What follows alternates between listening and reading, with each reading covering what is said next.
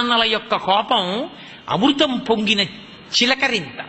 అందుకే తల్లిదండ్రుల కోపంతో మాట్లాడినప్పుడు అర్థం చేసుకోలేని కొడుకు కూతురు ఘాతకులు, వాళ్ళ జన్మకి ప్రయోజనం లేదు. తండ్రి కోప్పడితే తన కోసం కోప్పడ్డాడు, బిడ్డ వృద్ధిలోకి రావాలని కోప్పడతాడు.